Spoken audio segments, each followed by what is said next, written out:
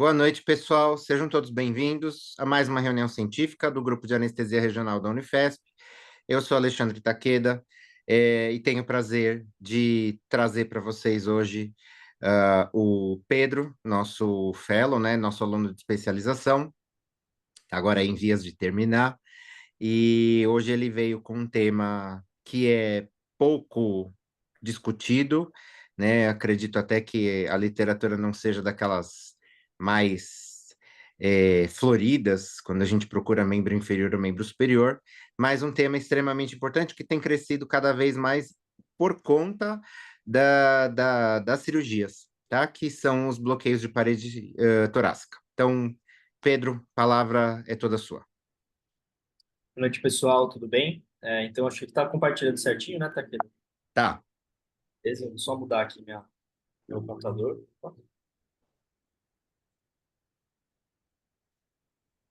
Tá certo. Então, boa noite, pessoal. Então, como o doutor Taqueda disse, meu nome é Pedro, sou fellow, né, da especialização em anestesia regional de 2024. Eu gostaria de agradecer ao doutor Paulo César, né, a ajudar a realizar essa aula. Inclusive, um dos bloqueios dessa aula, né, foi tese de doutorado dele. Então, eu espero fazer jus aí a essa missão de conversar um pouquinho sobre bloqueio interpeitoral, pecto serrátil e serrátil anterior. Então, para começar, como todo tema, né, de anestesia regional, a gente precisa discutir muito a anatomia, né? A gente precisa saber o que que a gente está lidando, porque, como a gente consegue ver aqui, esse emaranhado de nervos aqui, né? A gente precisa ter em mente o que que a gente quer analgesiar para a nossa cirurgia. Então, assim, a minha missão hoje é tentar tornar isso um pouquinho mais palpável, né? A gente conseguir discutir isso de uma forma mais eficiente.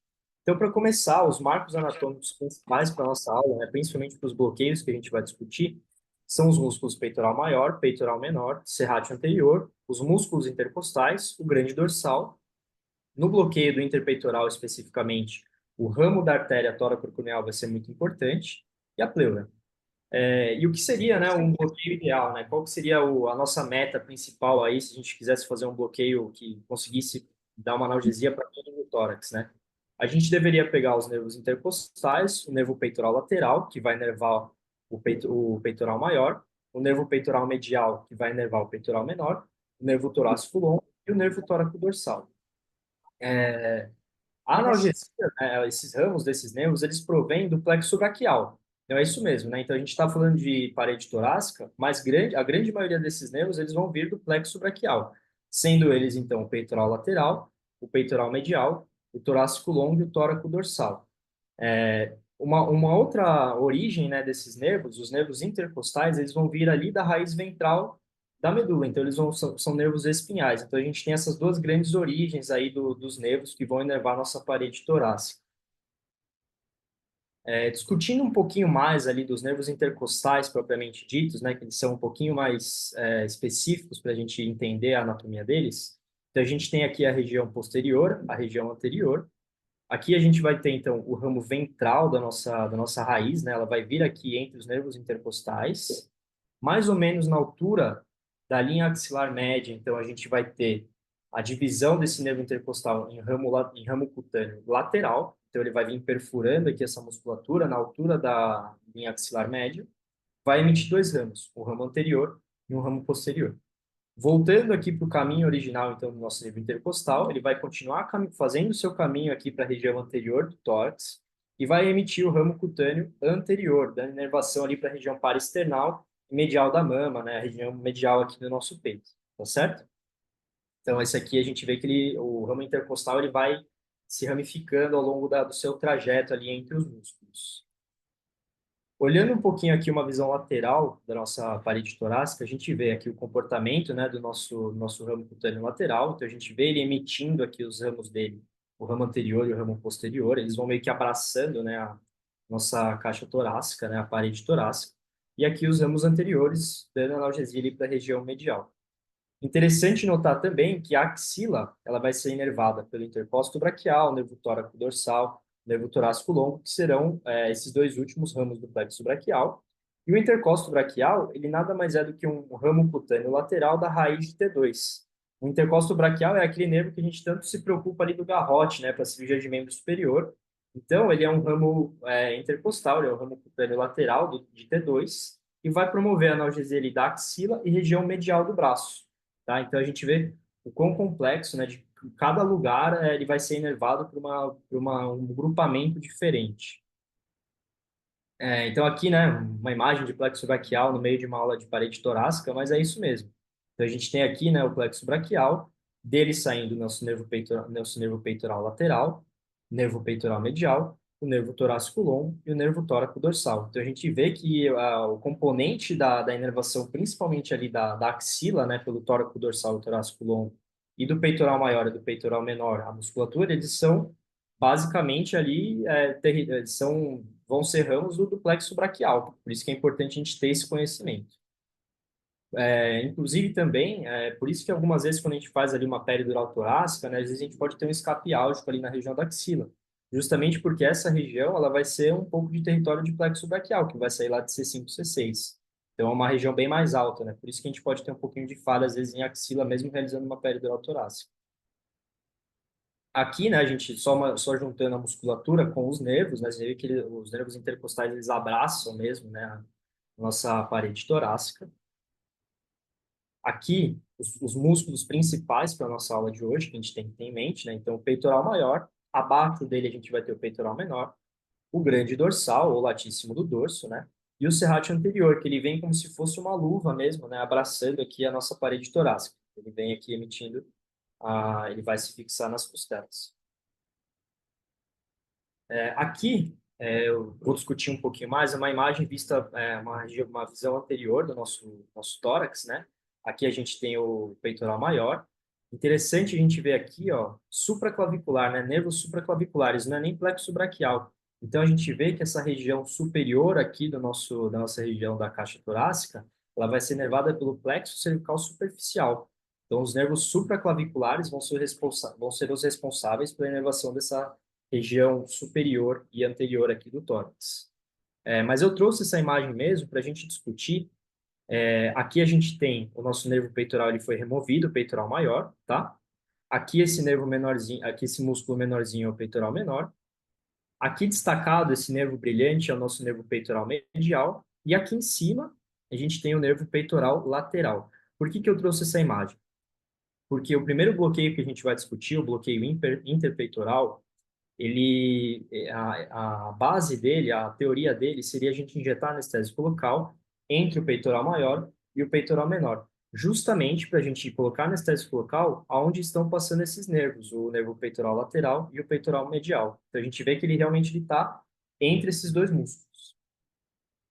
Então aqui uma visão lateral para a gente entender a relação então do peitoral maior, do peitoral menor e dos nervos peitoral lateral e peitoral medial. A gente consegue ver que eles realmente passam entre as duas musculaturas. Então, por isso que é interessante a gente administrar anestésico local aqui, se a gente tiver a finalidade de acometer esses nervos. A gente vê também que o peitoral menor, ele está numa face diferente do peitoral maior. O peitoral menor, ele está envolto pela face clave peitoral, que vem aqui da clavícula, envolve o peitoral menor, e ela não envolve o peitoral maior. Então, a gente injeta um anestésico local entre essas duas faces. E aqui eu trago a inervação da mama, né? Por que especificamente da mama? A gente vai ver que a grande maioria desses bloqueios, na verdade, os dois primeiros bloqueios, eles surgiram no contexto de cirurgias de mama, mais especificamente cirurgias plásticas da mama.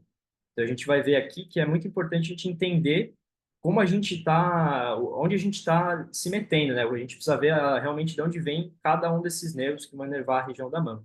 Então a gente vê que uma grande miscelânea, né? Vários nervos de vários lugares, várias cores, né? Então a gente consegue, vamos traduzir aqui para a gente entender.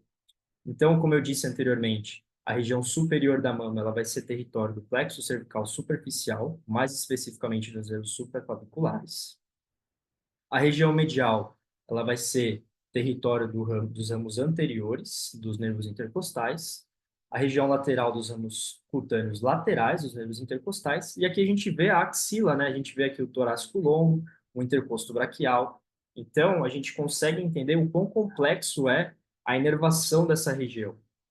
Parafraseando um pouco o Dr. Paulo César, né, o PC, uma aula que ele deu para a gente também, A única anestesia ali que você vai com uma agulhada só e resolve o seu problema é a raquianestesia, é a peridural, é o bloqueio de neuroeixo. Porque você consegue acometer ali aquela analgesia maciça ali de toda aquela analgesia em faixa mesmo. Tirando isso, essa anestesia regional, os bloqueios regionais que a gente tem, principalmente que eles são bloqueios de fáscia, a gente precisa entender muito bem onde vai ser manipulada a cirurgia, para a gente poder bolar uma estratégia para ter uma analgesia adequada para a nossa cirurgia. Aqui, então, indo para a segunda parte da aula, né? Mas, nossa, o que aconteceu com o PEC 1, PEC 2, né? Eu ouvi tanto na residência, cara, o que aconteceu, né, com essa nomenclatura? Eu também, na minha residência, eu ouvia bastante como PEC 1, PEC 2, fica até difícil eu pronunciar os bloqueios sem lembrar eles, né, na minha cabeça. Mas o fato é, o que aconteceu? Em 2021, foi publicado na Regional Anesthesia, né? Aconteceu um consenso entre especialistas da anestesia regional para principalmente bloqueios de fáscia, eles decidiram padronizar a nomenclatura desses bloqueios, porque tinham muitos nomes diferentes para bloqueios muito parecidos. E isso dificultava o aprendizado e dificultava a síntese de dados na literatura. Então, eles fizeram uma reunião, né? É bem interessante esse artigo, eles fizeram rodadas de votação e chegaram à conclusão que o PEC 1 deveria se chamar bloqueio do plano interpeitoral, porque a gente está injetando anestésico local entre os dois peitorais, por isso bloqueio do plano interpeitoral. O PEC 2 se chama agora bloqueio do plano pectoserrátil, porque a gente está injetando anestésico local entre os peitorais e entre o peitoral menor e o serrátil, como a gente vai discutir mais para frente. E o serrátil anterior virou bloqueio do plano do serrátil anterior, podendo ele ser superficial ou profundo. Vai depender de onde a gente administrar nosso anestésico local, que a gente também vai discutir um pouquinho mais para frente. Então, agora que a gente contextualizou a nomenclatura, né? Começando então pelo primeiro bloqueio, o bloqueio do plano interpeitoral. Esse bloqueio, ele consiste na administração de anestésico local entre o peitoral maior e o peitoral menor, como eu discuti lá atrás naquela imagem, né, da musculatura peitoral, com o objetivo de fazer uma divulsão ali da fáscia, né, embeber ali os ramos do nervo peitoral lateral e nervo peitoral medial. Aqui, não à toa, a gente consegue ver o ramo interpeitoral da artéria tóraco-acromial.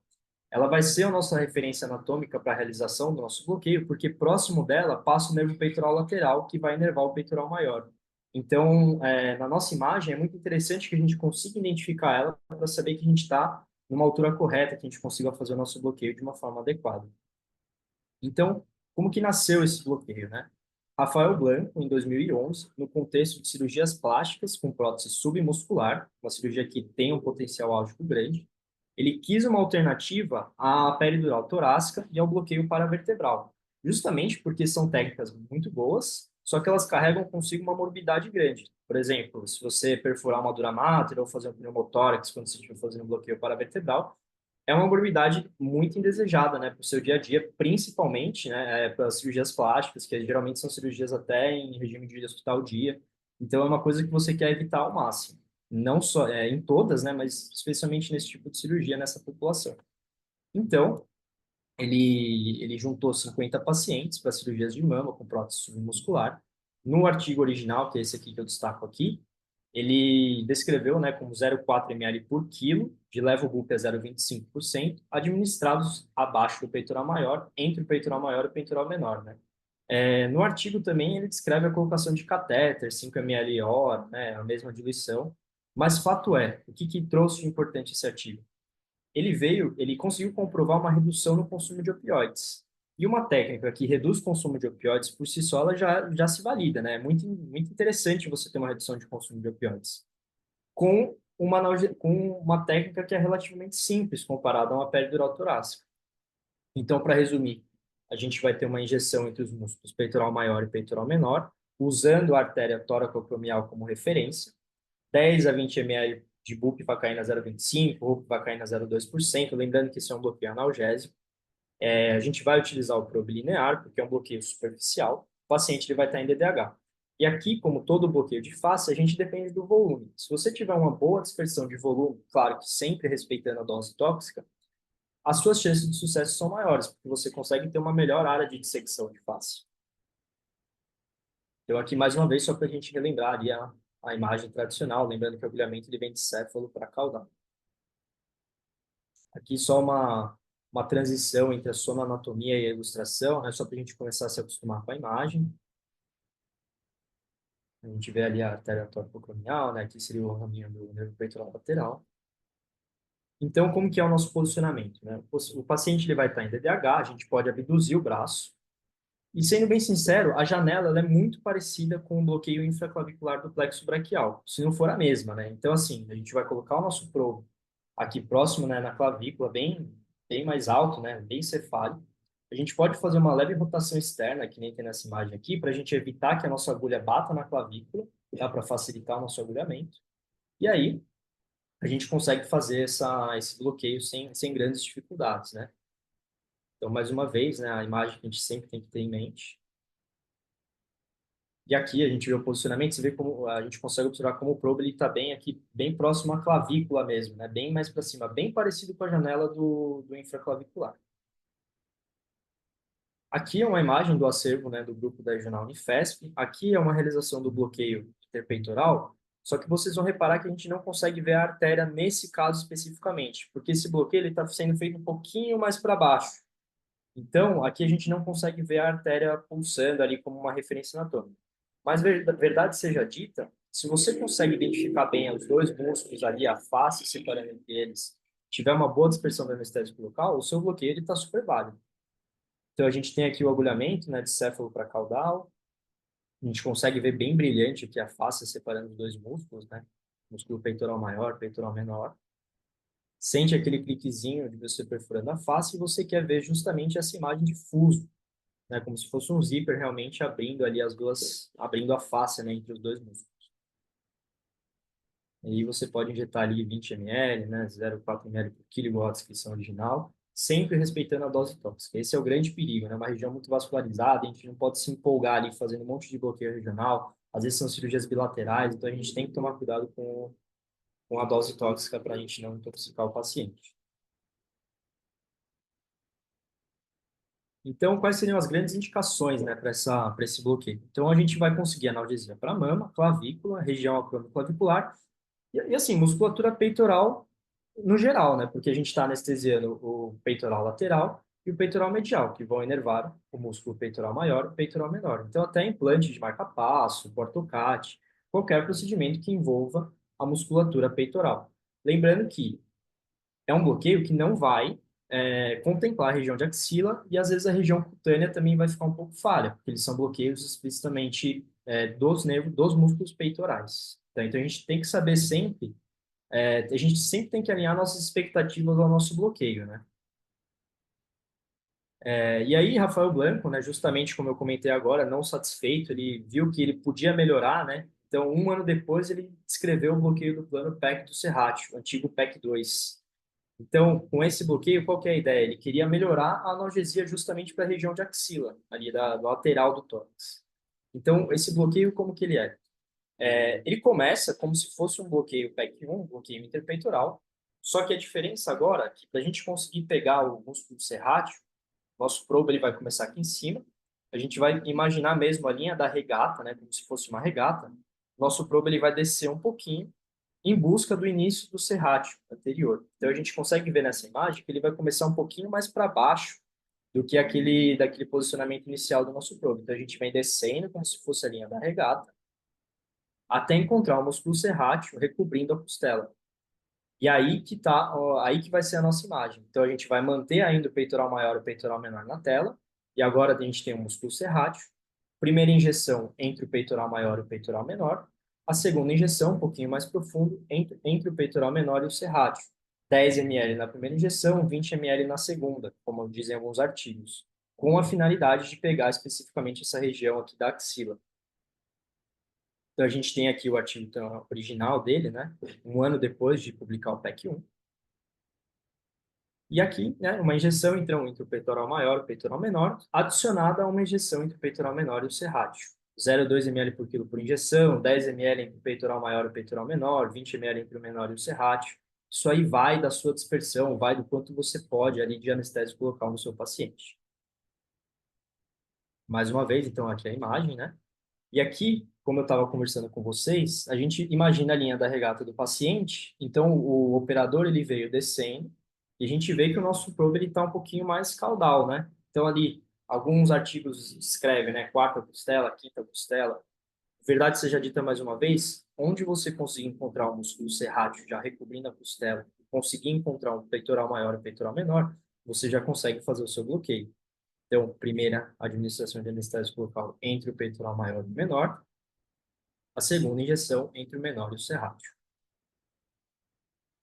E mais uma imagem, né? A gente tem aqui o peitoral maior, o peitoral menor, aqui ele mostra a terceira costela, a quarta costela, né? A gente vê o probe já um pouquinho mais caudal. E aqui seria a área de analgesia esperada, né, para o nosso bloqueio. Então a gente vê que a gente consegue pegar ali a axila, a região, a parede lateral do tórax, os músculos peitorais, né? E assim, é muito interessante a gente pontuar já que é uma analgesia parietal.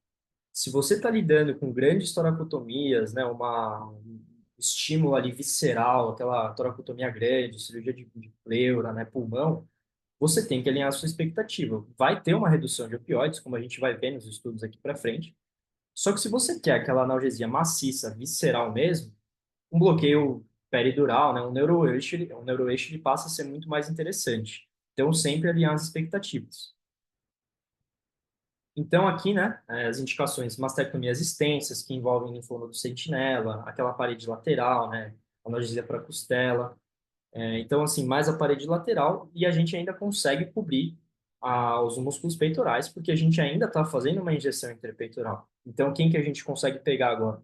A gente consegue acometer o nervo peitoral lateral e medial, só que agora, com a nossa segunda injeção, a gente consegue pegar os ânus cutâneos laterais, dos intercostais, o intercosto braquial e o torácico longo. Então, a gente já dá aquela analgesia para axila bem satisfatória ali, para quando uma situação de dreno ou esvaziamento axilar. Aqui, é uma imagem de ombro, né, cara? Mas uma cirurgia de ombro. Isso aqui eu trouxe para contextualizar o nosso dia a dia lá na Casa da Mão, onde a gente tem uma cirurgia de ombro que chama Latargia, uma técnica de Latargia. É uma cirurgia de ombro, a gente faz o bloqueio de plexo braquial. Lembrando que a gente faz essa cirurgia muitas vezes com bloqueio e sedação.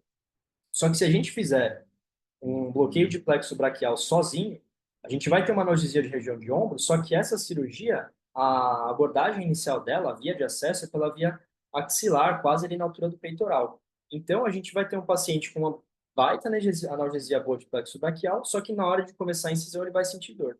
Então, é legal a gente contextualizar isso, porque a gente sempre tem que a gente sempre tem que ter em mente qual cirurgia que a gente está lidando para poder planejar a nossa estratégia. Então, sempre alinhando expectativas. Então, aqui eu trouxe, né, a tese de doutorado do Dr. Paulo César. Aqui foi publicado em 2024. Ele fez, então, um estudo lá no Hospital São Paulo, pacientes também da população da cirurgia plástica. Então, ao fim do estudo, foram 34 pacientes que foram submetidas à prótese de mama submuscular. Mais uma vez, é uma cirurgia de grande potencial áudio. Foram divididos dois grupos, né? Uma com anestesia geral somente e outro grupo com anestesia geral e a realização do PEC2, o bloqueio do pecto serrátil. O desfecho primário seria o consumo de opioides, se haveria redução ou não do consumo de opioides. O desfecho secundário seria os scores de dor no POI e até 24 horas após a cirurgia e taxa de complicações. No artigo e na literatura, né, a gente vê que realmente as complicações são raras. As complicações poderiam ser hematoma, pneumotórax, mas principalmente intoxicação por anestésico local, né? Caso você vá emocionando ali, faz bilateral, vai fazendo um monte de bloqueio, pode intoxicar o paciente. De qualquer forma, é muito raro na literatura, e inclusive nesse trabalho não houveram complicações. E eles conseguiram também um menor consumo de opioides, menores scores de dor, principalmente nas 6 horas, mas nas 24 horas também, e sem complicações. Então, mais um trabalho, né, validando muito essa técnica. A gente vê que é uma técnica relativamente simples de ser executada e que ela dá uma analgesia muito satisfatória. Só por ela reduzir o consumo de opioides, ela se valida muito. Então, é um ótimo arsenal para o nosso dia a dia aí para esse tipo de cirurgia, né? Aqui eu trago também uma meta-análise, né? Foram 13 ensaios clínicos usados. Nesse caso, especificamente, eles avaliaram cirurgias oncológicas, mastectomias radicais, onde eles avaliaram PEC2 anestesia geral versus anestesia geral. Alguns estudos também avaliavam o bloqueio paravertebral, e eles encontraram que o PEC2 e o paravertebral tinham menores scores de dor nas primeiras 24 horas. Então, eles com certeza já partem muito à frente da anestesia geral sozinho. A primeira dose de analgésico foi 5 horas mais tarde do que a anestesia geral sozinha, 60% na redução no consumo de opioides. E o bloqueio do serrátil, nessa revisão sistemática, não teve diferença em relação ao bloqueio paravertebral. Não teve diferença estatística em relação à analgesia e consumo de opioide. Então, isso é muito interessante, porque a gente tem um bloqueio mais fácil de ser executado, que entrega, nesse caso, um resultado muito semelhante. Então, ele ganha muito destaque nisso. E é justamente o que eles finalizam falando nesse artigo, né? Que ele é uma ótima ferramenta para o nosso dia a dia, para esse tipo de cirurgia, e que ele é quase similar ali a um paravertebral e é mais fácil de ser realizado. Então, ele se valida muito também. E aí, o Blanco também não contente, né? Ele veio com uma variação do PEC2, que seria o bloqueio do plano do serrátil anterior. Então, agora a gente está vindo ali quase que para a parede lateral, quase posterior do tórax. Então, nesse caso, a nossa linha da regata aqui já está quase ali na altura da maca. A gente vai ver algumas imagens para frente. O probe está quase deitado na maca para fazer esse bloqueio. Esse bloqueio, então, o que, que ele consiste, né? Ele também é uma variação do PEC2, então ele vai mirar especificamente ali na região da axila, parede lateral. Ele é composto de dois tipos. Você tem duas formas de realizar esse bloqueio. Você pode realizar uma primeira injeção. Você pode realizar uma injeção entre o grande dorsal e o serrátil anterior. Você vai encontrar uma referência anatômica aqui, que seria a artéria tóraco-dorsal. Ou você pode fazer uma variação dessa administração de anestésico local mais profunda ao serrátil anterior. Por isso que você tem o bloqueio do plano serrátil anterior superficial ou profundo. Então, o superficial seria entre o grande dorsal e o serrátil anterior, e o profundo seria abaixo ali, profundo ao serrátil anterior, usando ali quase que a costela como um anteparo para você não fazer um pneumotórax acidental, né? E aí eu emito minha opinião, né? Elas são técnicas que não têm grandes diferenças entre si, só que eu acho que a realização de um bloqueio mais superficial ali, se ele vai entregar um resultado semelhante, eu acho que faz muito mais sentido você fazer mais longe da pleura possível, né? Mas, de qualquer forma, tem essas duas formas de executar o bloqueio do serrátil. Então, aqui seria a área de analgesia que a gente vai conseguir com o bloqueio do plano do serrátil. Reparem que a gente não pega mais a musculatura peitoral, porque a gente não está fazendo mais uma injeção interpeitoral. Então, o nervo peitoral lateral e medial não fazem mais parte da área de analgesia desse bloqueio. E também, mais uma vez, injeção entre o músculo grande dorsal, 10 a 20 ml, bupa 0,25. E os alvos aqui, o que ele muda um pouquinho, de acordo com a literatura em relação ao PEC2, seria que você consegue pegar o tóraco dorsal, que vai inervar o músculo grande dorsal. Então, cirurgias que envolvem retalho do grande dorsal, uma cirurgia mais posterior ali, ele passa a se tornar um bloqueio bem interessante. Então, a gente vai ter o interposto braquial, torácico longo, tóraco dorsal e os ânus cutâneos laterais, eles vão ser contemplados por esse bloqueio. Então aqui, né, uma imagem, a gente vê como que o probe ele está quase que deitado ali na maca, né? A linha da regata aqui já está quase acabando, a gente já está quase apoiado ali na maca.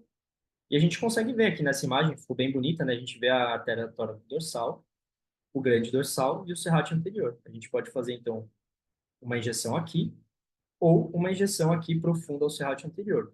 Vai da escola onde você está, vai do costume do anestesista, isso aí não tem grandes diferenças entre si em relação ao resultado. Aqui, eu falei tanto, né, da linha da regata, né, como é que fica? Eu achei bem legal essa imagem aqui desse atlas de anatomia, onde eles pegam todas as imagens que foram feitas com ultrassom, seguindo essa linha da regata, e juntaram numa imagem só.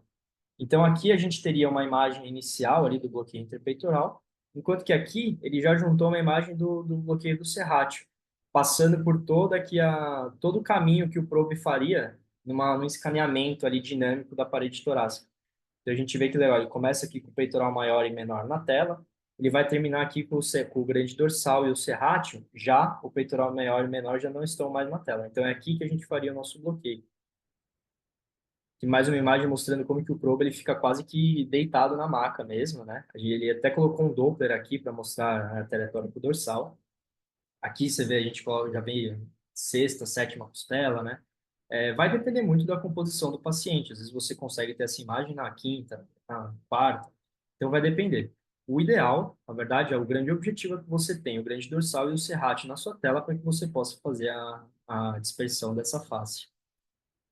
E aqui está o grande racional por trás desse bloqueio, né? Então, qual que é a relação entre o serrátil e o grande dorsal? Então, a gente vê que eles são músculos que ficam bem próximos um ao outro. E olha só todo mundo que passa aqui nessa região. Então, a gente tem aqui os nervos intercostais, aqui é quase o intercostal posterior, no ramo posterior. A gente tem aqui descendo aqui do plexo braquial o torácico longo, o tóraco dorsal. Então, a gente injetando, se a gente conseguir injetar um bom volume de anestésico local nessa região, a gente vai contemplar toda essa inervação aí dessa parede lateral quase que posterior do tórax. Então, a indicação, né, quando que você vai pensar em fazer esse bloqueio? Você vai pensar quando você quiser uma boa analgesia para axila, parede lateral do tórax. Essa imagem aqui rodando um retalho do grande dorsal. Então fica bem interessante, porque você vai pegar justamente o nervo tóraco dorsal, dentre aquele monte de nervo que a gente vai pegar o tóraco dorsal. Então, para cirurgias que envolvem grandes retalhos do dorsal, fica muito interessante. Fraturas de costela, como eu vou mostrar um artigo um pouquinho mais para frente, né? E a gente está pegando esses nervos que eu comentei lá atrás. Então, os ramos cutâneos laterais intercostal, intercosto braquial, torácico longo, tóraco dorsal. Então, aqui eu trago dois vídeos, né, da execução das duas opções que a gente tem para realizar o bloqueio do serrátil. Esse primeiro eu vou mostrar vai ser o serrátil superficial, o segundo, o serrátil profundo. Aqui, ó, o probe quase que deitado, aqui está sendo feita uma abordagem uma abordagem antero-posterior. Então, aqui, né, bem definidinho, aqui a musculatura, aqui o grande dorsal, o serrátil anterior, aqui uma sombra acústica de costela, tá? Agulhamento em plano, e a gente vai ver a dispersão do anestésico local ali, superficial ao serrátil anterior. O grande objetivo nos bloqueios de face é justamente esse, a gente quer ver uma dispersão entre as duas faces, a gente quer ver esse elemento aqui anecoico, né, que seria o anestésico local, espalhando as duas faces musculares mesmo, para a gente embeber todos os nervos que estão passando ali por dentro. E aqui, eu boto o vídeo da opção da gente fazer um bloqueio do serrátil anterior, a abordagem profunda a ele. Então, a gente vai usar quase que a costela como um anteparo aqui, né? Para a agulha não passar e não pegar a pleura que já está aqui embaixo, né? A pleura já está aqui bem pertinho da agulha. Então, a gente faz aí a dispersão abaixo, né? Profundo ao serrátil anterior.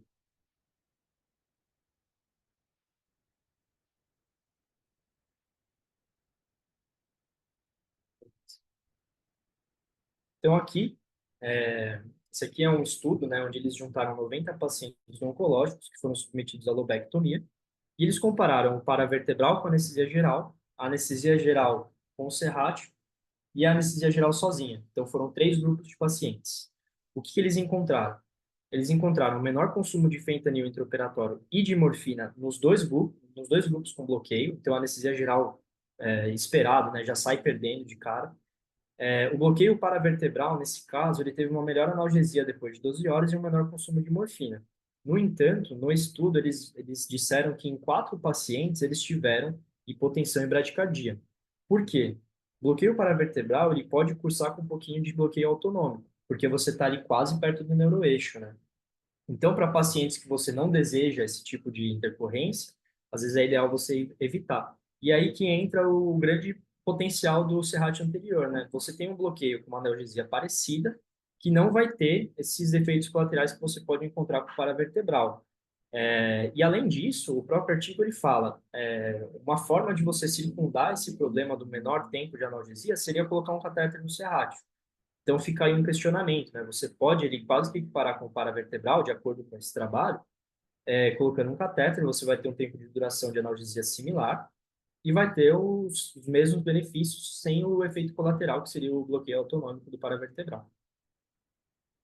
E aqui, para finalizar, o último artigo da aula, né? Eu achei bem interessante, esse aqui é um artigo do Reino Unido. Eles usaram 2 hospitais, grandes centros de trauma, e eles analisaram pacientes em sequência que chegavam admitidos com fraturas de arcos costais, múltiplos arcos costais. E aí, na sala de emergência, eles queriam comparar a eficácia da peridural, o catéter de peridural, com o catéter de paravertebral, com o catéter de serrátil anterior. Eles compararam essas 3 formas de analgesia. E por que eles fizeram isso, né? É sabido, né? Inclusive no artigo é dito, que uma analgesia eficiente ela vai cursar com menores complicações respiratórias nessa população, porque o paciente ele vai conseguir expandir melhor, ele vai ter um melhor padrão ventilatório. Então, esse estudo ele já tem muito sentido, ele já se valida por aí. E o objetivo primário, eles queriam avaliar a analgesia entre eles, e o secundário seria o tempo de internação e mortalidade. Eles encontraram uma melhora no padrão respiratório em todos esses bloqueios, tá? Então, todos eles melhoraram o padrão respiratório, eles fizeram uma medição do volume respiratório, bem interessante, e eles encontraram uma melhora em todos os pacientes né, que foram submetidos a essas três técnicas de anestesia regional. Teve uma melhora da dor, e o mais legal de tudo é que o serrátil anterior, ele foi comparável à peridural e à paravertebral. Assim, não tiveram grandes diferenças estatísticas em relação ao consumo de dor e volume inspiratório pós-realização do bloqueio. Então, olha que interessante. A gente tem um bloqueio que é bem fácil de ser executado, entre aspas, né? Ele é mais simples de ser executado, é um bloqueio superficial, que tem uma analgesia equiparável, só que ele também não vai cursar com os efeitos colaterais, principalmente de uma peridural. Num paciente que é politraumatizado, pode estar com coagulopatia, hemorragia, não pode ter hipotensão. Então, você vai ter um bloqueio que é tão útil quanto, tão eficaz quanto, só que ele vai ser mais simples de ser feito e vai carregar menos efeitos colaterais consigo. Então, fica aí uma coisa para a gente ter em mente, né? Um dado interessante para a gente levar conosco. E para fechar a aula, eu gostaria de sugerir uma leitura, né? Esse artigo aqui do Dr. Amit Pal foi o que eu me baseei para a realização dessa aula. Ele é muito completo, ele aborda toda a inervação da região torácica, ele fala sobre todos os bloqueios, inclusive o ESP, o paravertebral, o interpeitoral, é muito interessante. Tipo, eu usei bastante ele para a realização dessa aula, fica uma sugestão aí para leitura. E aí trago, junto com essa sugestão, as considerações que o artigo trouxe. Então, o que a gente tem que ter em mente, né? Primeiro de tudo, a gente está lidando com uma região bem complexa, né? Uma inervação bem complexa. Então, mais uma vez, dificilmente com uma agulhada só você vai resolver seu problema, né? A gente precisa saber qual cirurgia vai ser feita, qual que é a via de acesso, vai deixar dreno, vai, que músculo vai mexer. Então, é muito importante a gente saber isso, porque a gente não cria expectativas num bloqueio e o paciente pode ter dor, você pode se decepcionar. Então, tudo vale assim, você precisa ter alinhar suas expectativas. Por exemplo, ele fala que a gente vai ter pouca eficácia em região parasternal, porque realmente o ramo cutâneo anterior intercostal é difícil da gente pegar. Ele vai estar ali mais na região de território de parasternal, bloqueio parasternal. Então, a gente precisa ter isso em mente. São bloqueios, na grande maioria, analgésicos, né? Dificilmente você consegue levar aí para frente uma cirurgia só com esses bloqueios. Claro que difícil você falar nunca, né, na medicina, mas idealmente são bloqueios analgésicos, né? Eles fazem parte de um arsenal analgésico, né? Então, uma analgesia multimodal, assim, usar todo o nosso arsenal. Ele é mais uma arma dentro do arsenal. Ele não vai ser uma estratégia, né, de analgesia única. Ele é volume dependente e, junto com o volume, eu trago sempre o alerta do risco de intoxicação. Muitas vezes é necessário combinar técnicas, né? Porque a gente viu, é uma miscelânea de regiões ali inervadas, então a gente precisa combinar as nossas técnicas. É possível a expansão desses bloqueios para outros setores do hospital, que nem a gente viu uma sala de emergência, uma enfermaria, um dreno de tórax, você consegue resolver com esse tipo de bloqueio. Ele questiona ali a utilização de catéteres, né? Tá crescendo bastante, então eles sempre têm que estar ali em mente. Eles são de realização simples e, como a gente viu, eles sempre carregam bons resultados. Eles têm redução de consumo de opioides, eles trazem consigo bons resultados, né? Então, assim, eles têm muito potencial aí para a gente utilizar no nosso dia a dia. Então é isso, pessoal. Obrigado pela atenção. Espero que eu tenha sido claro, né? E tentar conseguido deixar claro ali como que é a analgesia de toda a parede torácica e dos bloqueios. Está aberto aí para perguntas e discussões. Parabéns, Pedrão. Aula muito bem destrinchada, com os artigos também, né? Como eu tinha comentado, a gente não tem aquela volume de artigo como a gente tem dos outros bloqueios, mas enfim, você conseguiu buscar aí os melhores. Queria parabenizar pela aula. Ver se alguém tem alguma pergunta, quer levantar a mão, quer mandar no chat. A gente está aqui, eu estou online, estou com o chat aberto para ver se tem alguma pergunta. E, na verdade, eu queria fazer três considerações, tá?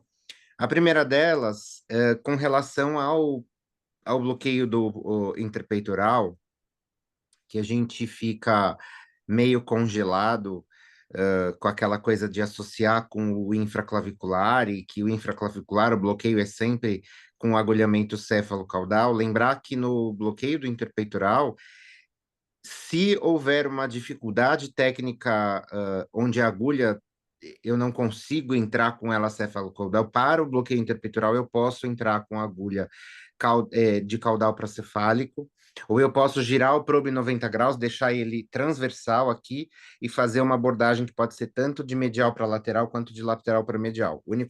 A preocupação aqui é a gente olhar para a artéria toracocromial e não tentar não transfixá-la.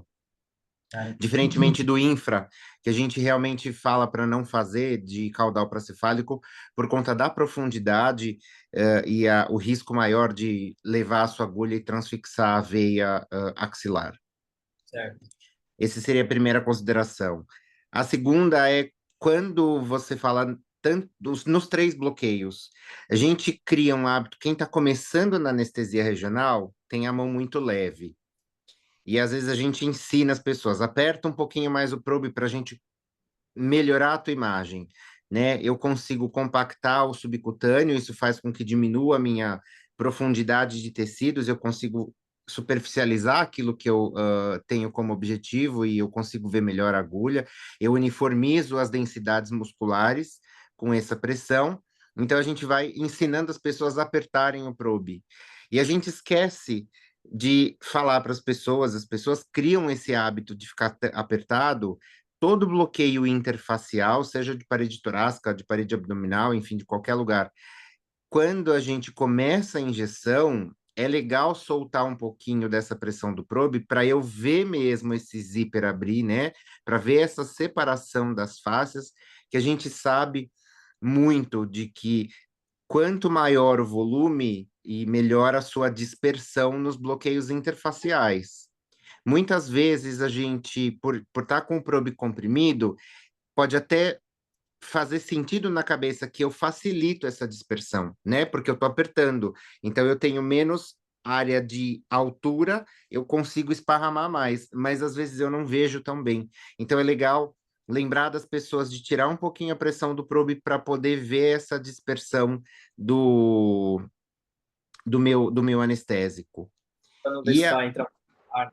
Coisa assim. Tá isso, certo. exatamente. Eu consigo visualizar melhor essa dispersão, se ela está no plano adequado, se a minha agulha não ficou um pouquinho abaixo ou acima de uma das faces e acaba dispersando mais para músculo.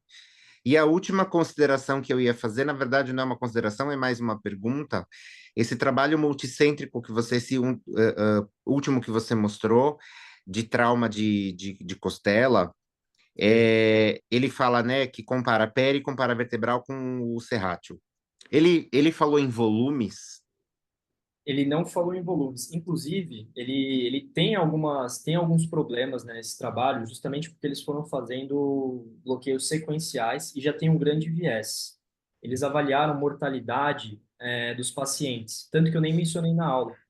Porque, às vezes, os pacientes que eram submetidos ao bloqueio do serrátil, eles já estavam com uma mortalidade maior de entrada, porque eram pacientes que não conseguiam ser mobilizados, já tinham TCE, você não conseguiria fazer uma peridural. Então, Tá, ele realmente tem alguns defeitos, mas eu achei interessante que ele conseguiu chegar a uma eficácia parecida entre eles, e você tem um bloqueio bem mais simples de ser realizado que você fazer uma peridural numa situação de emergência, né? Mas com eu não certeza. sei citar volumes especificamente. É, eu. É, Nem dose de repique, né, dos catéteres, assim, eles não falam se eles repicaram tantas vezes. O que eles falam é o seguinte: fazem o bloqueio, passam o catéter e já aferem o volume inspiratório e os scores de dor já logo de cara, entendeu? Então eles não falam muito de volume, não falam volume de pele, nem nada. Não que eu tenha ainda tentado, eu sei que eles têm nas entrelinhas, mas o que eu achei mais interessante foi eles chegando ali a uma equiparação ali deles, né? Só para a gente ter em mente, né, de que é um arsenal que a gente possa ter numa situação que a gente não consegue fazer uma peridural, por exemplo. Esse não, com é certeza. o artigo que eu achei mais interessante. Não, eu achei Ô, esse Pedro, artigo extremamente legal. Tem alguém falando? tem. PC, Oi, PC. Esse artigo aí é de qual revista mesmo? cara, É uma da revista. National Anesthesia, essa aí, do Reino Unido. É boa, Do é Reino boa. Unido, né? Reino Hum, Unido. tá, beleza. Então, cara, eu só queria fazer um comentário aqui da aula. A aula foi sensacional, muito bem orientada, diga-se de passagem. É brincadeira. Porque E, cara, o que eu posso te falar é só um detalhezinho quando você coloca no artigo principal lá do inicial lá o Blanco. do Rafael Blanco. Ele não faz só prótese de mama, tá? Ele faz cirurgia de prótese, cirurgia de espaçador e as principais foram 19 total. E realmente a cirurgia de câncer. Isso é complicado, porque você está comparando estímulos diferentes para o mesmo bloqueio, entendeu? Assim, óbvio que ajudou, melhorou, mas assim, né, quando a gente fala de viés de seleção, e isso acontece, que aconteceu nesse artigo que você acabou de falar, é complicado. Né? Você tá com um N que entendeu? É complicado. Entendeu? Mas tudo bem, são detalhes, eu achei a aula sensacional e o grande diferencial, acho que da aula de tórax, que as pessoas negligenciam, é a anatomia. As pessoas esquecem, porque a gente ficou muito tempo fazendo eu fazia a paravertebral, desculpa, ou fazia peridural, um ou outro que tinha coragem de fazer um paravertebral, as pessoas ainda vejo que as pessoas ficam um pouco desconfortáveis mesmo com ultrassom para fazer, e era isso. E essas alternativas um pouco mais superficiais, né, mais periféricas, assim, elas são bem interessantes, mas as pessoas não têm anatomia. Elas sabem onde tem que botar a agulha, mas esquecem o porquê. E às vezes tem resultados não satisfatórios justamente por não conhecer a anatomia, entendeu? Então, eu acho que você fez muito bem, né? A gente combinou de você falar bastante de anatomia para as coisas ficarem interessantes, né? E a associação dos bloqueios, né? Eu posso fazer um PEC e depois querer fazer um eretor? Sim, não está errado. Eu posso, porque você vai aumentando, né, aquela área, né? Alguns bloqueios, por mesmo que muito próximos, né? A área topográfica, a área de bloqueio mesmo, elas têm interseção entre os bloqueios. Então, às vezes, você pode associar para aumentar os. Sim. Sempre cuidado com isso, por causa da absorção, né? Que é a cirurgia de tórax, né? Partindo da premissa que tem uma absorção grande, mesmo você usando vasoconstrictor, e mesmo sendo periférico, pode absorver um pouco mais, então tem que tomar um pouco de cuidado, principalmente se a cirurgia for bilateral. Mas parabéns, cara. Não retocaria nada.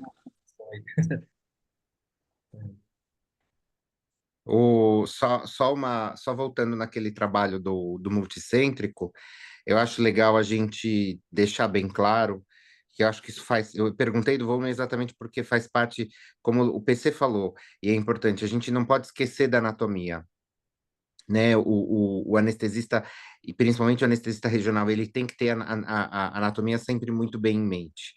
Quando a gente fala de peridural e paravertebral, eu estou falando de injeção do anestésico num tubo, né? Uhum. Eu tenho uma dispersão para cima e para baixo, que na verdade a gente também nem garante que vá para cima e para baixo, né? Às vezes vai um pouco mais para cima do que para baixo, mas é uma dispersão em tubo.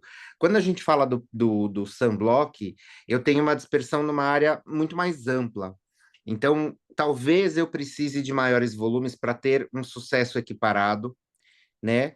Por isso que seria interessante, talvez até explorar esse trabalho e melhorar ele de alguma forma, seria um ramo da gente conseguir comparar, né? Organizar. Considerando também que a gente pega tóraco-dorsal e torácico longo, que são provavelmente nesse trauma eu posso ter batido nesses músculos, esses músculos estão com dor, então não é só o intercostal que vai fazer diferença, que o PVT e a peri pegariam, e aí o SAM vai ter uma uma área de analgesia, né, uma ampliação dessa minha analgesia. Então é legal a gente pensar nisso, porque às vezes as pessoas vão começar a fazer assim, então eu vou começar, eu trabalho num serviço de trauma, vou começar a fazer sunblock para os traumas torácicos. E aí a pessoa vai lá e faz, sei lá, 10 ml, 20 ml e vê que talvez não seja tão bom assim, né? Então pensar no volume. E o segundo ponto, que é com relação ao catéter. Isso já a gente discute toda vez que se fala em catéter em planos faciais. Como a gente mencionou, como você falou, o importante de um plano facial bem feito é o quanto ele dispersa. Então, esse single shot de volume para você fazer essa abertura, você descolar essas fáscias, esse anestésico correr nesse espaço para eu pegar quanto mais nervo, melhor. Quando eu penso em catéter de plano facial, talvez eu não tenha que pensar num catéter gotejando, né, para discutir com algumas pessoas, não fazer uma injeção contínua, e sim fazer, deixar o catéter locado lá, e quando eu tiver dor, fazer um single shot, para eu jogar esse volume, abrir isso. Só que tem, desculpa, só para terminar, tem a contrapartida. Toda vez que eu faço esse volume e eu descolo essas duas fáscias, eu estou criando uma inflamação, porque eu estou rompendo tecido conectivo que está juntando as duas. Então, eu também posso aumentar a taquifilaxia, ela pode aparecer mais rápido por conta da inflamação, enfim, tem várias coisas para se pensar a respeito disso. Então, é uma área muito legal da gente pensar num trabalho, de eventualmente explorar mais para Taqueda, frente. no Copa a gente discutiu isso, cara, no Copa do ano passado, e o próprio, né, no Ângelo também, sobre catéter, né? E já viram que o single shot, por si só, ele é melhor do que a infusão, bomba elástomérica. Assim, né? O que é sexy, né? As pessoas gostam daquilo que é sexy, esquecem, né? Infelizmente, para toda teoria tem uma prática, né? Quebra qualquer coisa. E a gente viu que os tem trabalho já, eu não lembro da referência agora, mas vou dar uma olhada até para passar para o Pedro. Isso, falando do single shot. Do single shot, ele tem os níveis de analgesia são melhores, score de dor, quando você faz single shot do que fazer fusão contínua no catetezinho. Principalmente no bloqueio de face, que você precisa da dispersão e o volume se faz mandatório, né? Volume, bloqueio de face, eu falo que se comporta como a peridural. Mais importante do que a massa é o volume, independente da concentração, para você manter o espectro. E uma coisa que às vezes eu faço, somente quando eu faço SAM, porque pega uma área muito maior, que é uma área de interseção grande ali, não faço tudo num lugar só.